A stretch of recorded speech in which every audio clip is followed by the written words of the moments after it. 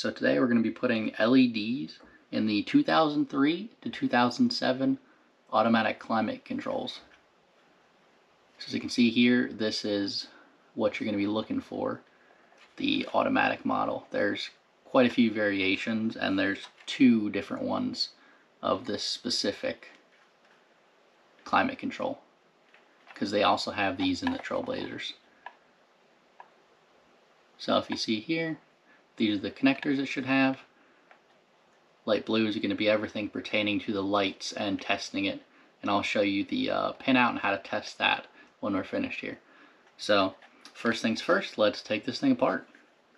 So super easy to do.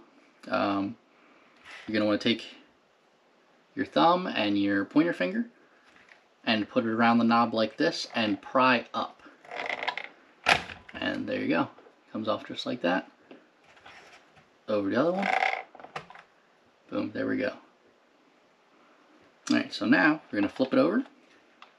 And you'll see here we have 1, 2, 3, 4 bolts here.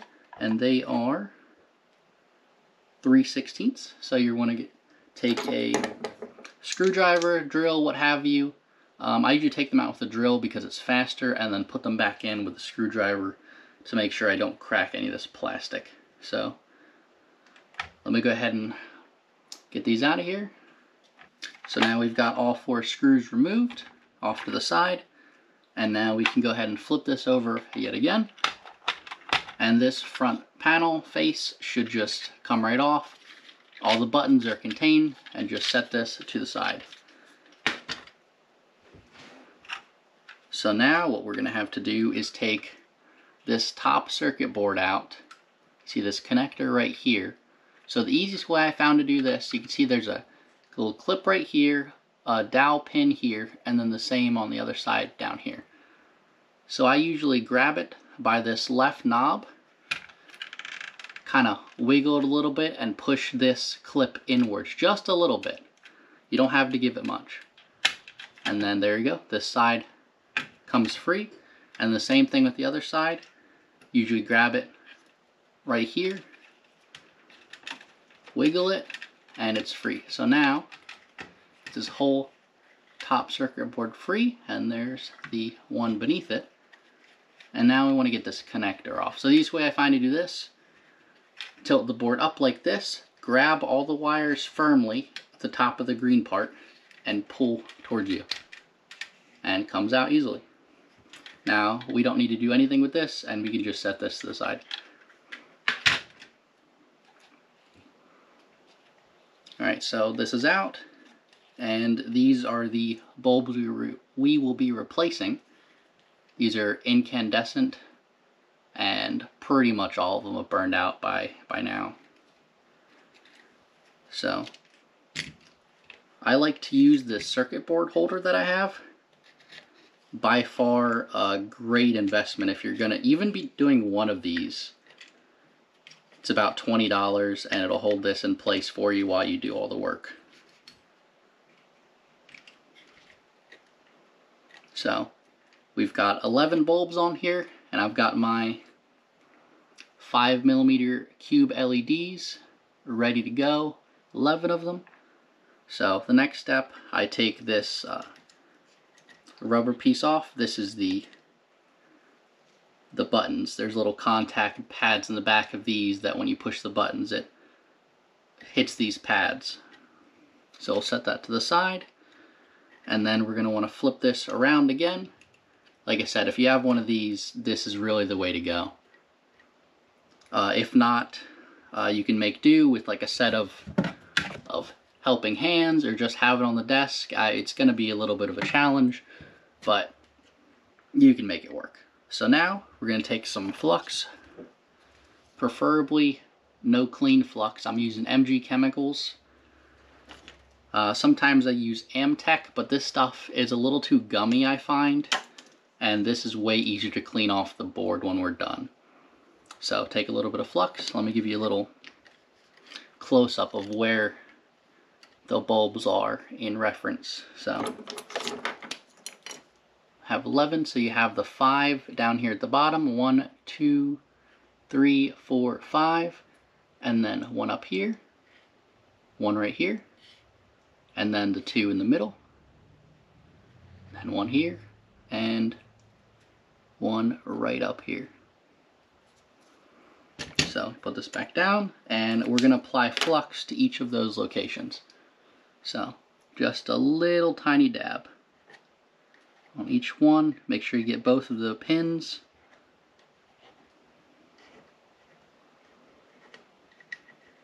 And this will make it much easier to pull these off with a soldering iron. I definitely would not advise doing this without flux. Alright, so now we are ready to solder. Grab your soldering iron and just tin the tip of it. So a little bit of solder at the very end. And you're going to want to grab each of these bulbs and pull out towards you as you're going over both of these legs on the back. So get them both melted and pull it out, and they'll all come free very easily just like that. So we're just going to repeat that 11 times here. Second one.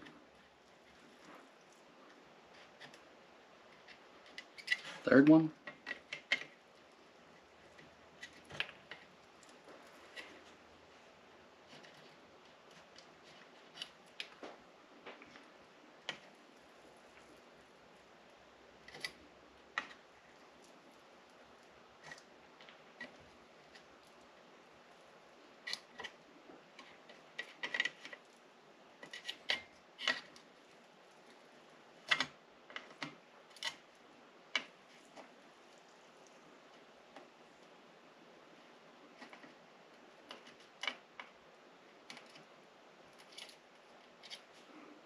Alright, that's all 11 of them out.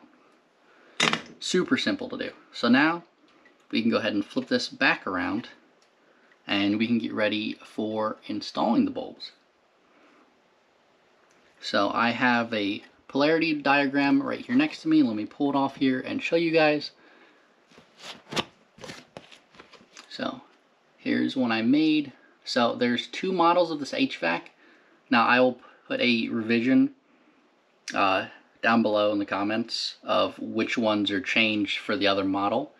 But so basically there's this little side connector here that you saw on this one, and there's another variant which has the connector right here at the top, and I believe this LED, this one, and this one have flip polarities from this specific chart.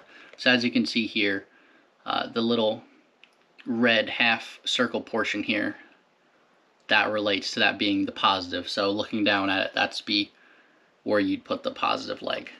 So let me put this back up. And then take a look at our LEDs here. So if you're not familiar with these, the best way to identify what side is positive is the longer lead. So this side would be positive and this is negative. And if you're not sure, well, if they're cut or something like that, I would definitely just put 12 volts to it and you'll find out very easily. Just switch it around and whatever one lights up the correct way, there you go, you've got positive. So now what we're going to want to do, take some side cutters and put it in the orientation it's going to sit. So positive this side down on this far left one. I like to tilt my work like this so I can see both sides of the board at the same time. Let's see if I can show you here. So what I'm going to be doing is heating the back 2 pads up with a soldering iron and pushing this through at the same time. So there's no need for actually removing all the solder with the desoldering wick. This is much faster. So what we're going to do, take this and we're going to snip it about right here. So you see these little notches in the legs, about halfway between the LED and those little notches. We snip it, got the LED, put it against here, right where those holes are supposed to be.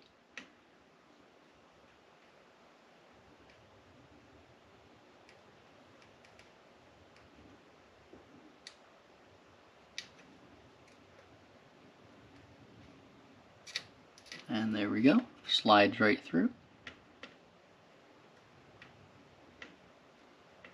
And then just touch each of the legs after you get it through to make sure it's seated. Hold the LED for a couple seconds till the solder solidifies again, and then we repeat the process another 10 times.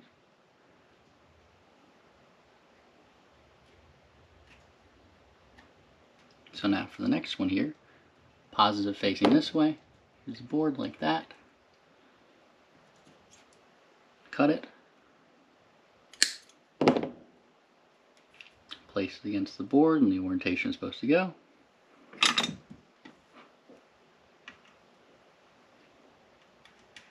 And there we go. That one went a lot easier. Hold it for a couple seconds, and then basically just repeat that for the other 9. No real point in showing you, it's really straightforward. And let's skip to them all being done. Okay, so now we have all 11 of the LEDs installed. Get close up here. And we'll flip around the other side.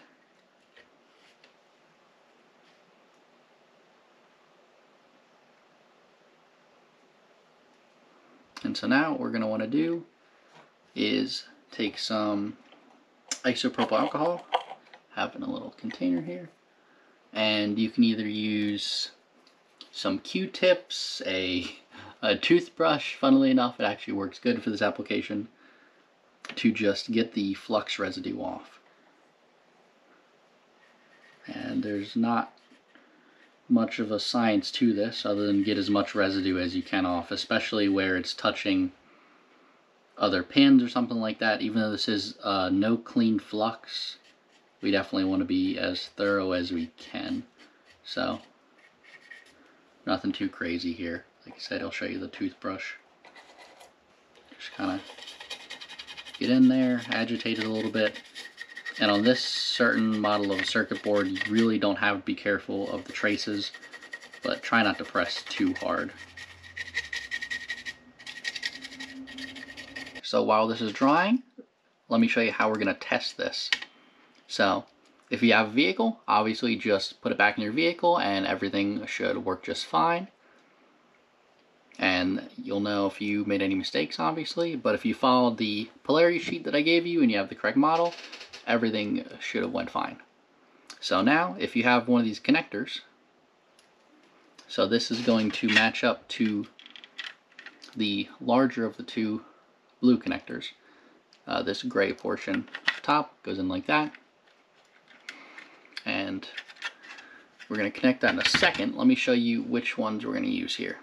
So wire-wise, if you look closely, I don't know if it'll focus, but this top blue portion is going to be labeled from B1 to 12, and then the gray one, if we flip it around, from A12 to 1.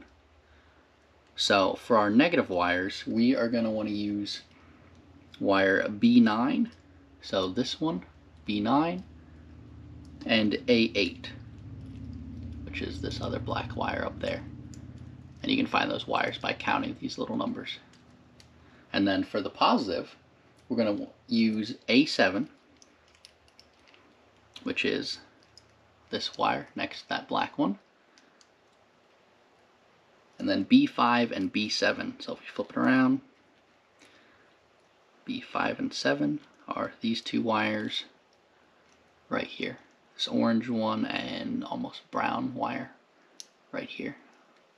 Okay, so you get those separated for positive and negative, and we're going to connect 12 volts to these. I have a power supply on my bench, but you can use anything from a lithium polymer battery or any kind of other battery that puts out anything from 12 to about 14 volts DC.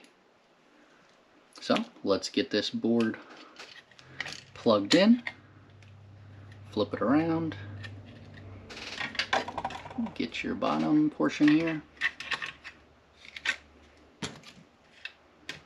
and then hold it upright like this, plug that green connector back in until it seats flush at the top of the green part, And then for testing, we will just set this on the dowel pins for now. Don't push it all the way back in. Tilt it on the back. And on all my test connectors, I cut the little locking tab off so it's easier to pull in and out. So plug this in just like that. Let me get my leads out. Here we are. So got my positive, got my negative. I'll flip this around like that so you can see it.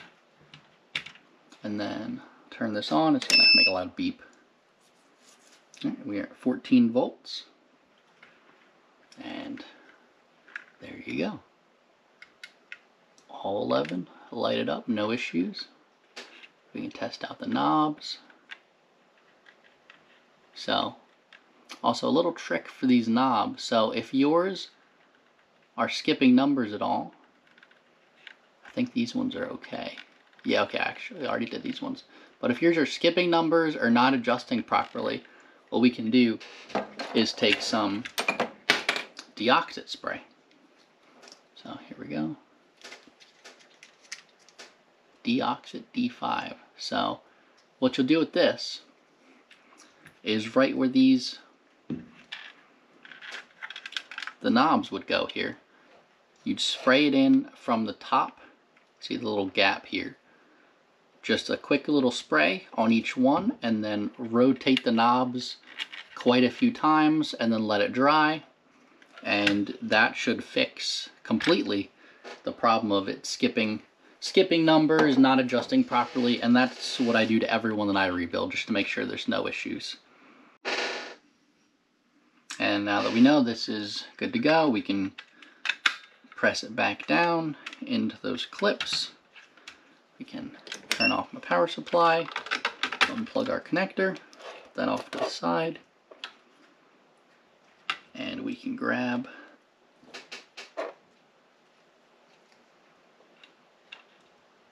this portion for the buttons, push that back on, and now what you'll see here is, so where the old bulbs were here, they were smaller and circular, so we can just push this around over the LEDs and it'll fit just fine.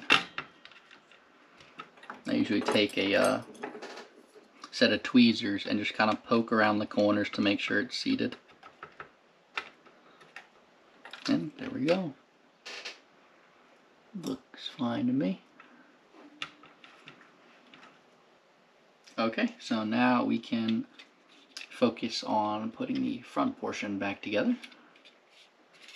So put this down like this, and I'm going to show you something we have to modify here. So now if you go to push these buttons like this, you'll see they don't click. Now that's because this little lip right here, where the other bulbs just fit right into, these ones are a little bit too big for that.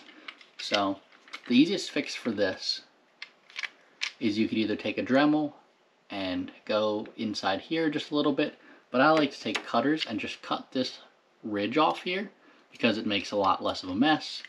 So super simple. So just take your cutters, go in towards the side, and we just want to make a couple angled cuts to get this little lip off.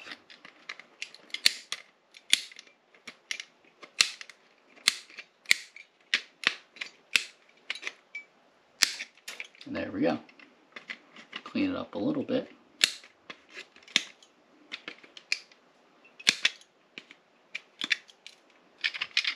Take out the plastic bits.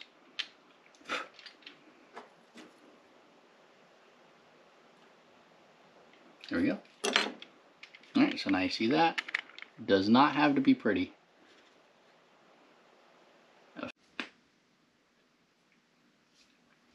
So now that that's done, trimmed up, do a little test, and there you go. Both buttons work. So now we can finish putting this back together. Flip it around to the back. Get your 3/16 screws here.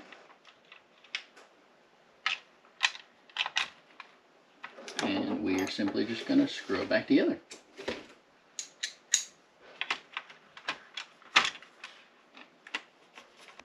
And now at this point I would clean out, as you see in here, area you can't reach without the knob.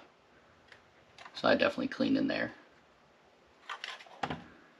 So I will do that later, but just for demonstration purposes, let's put the knobs back on.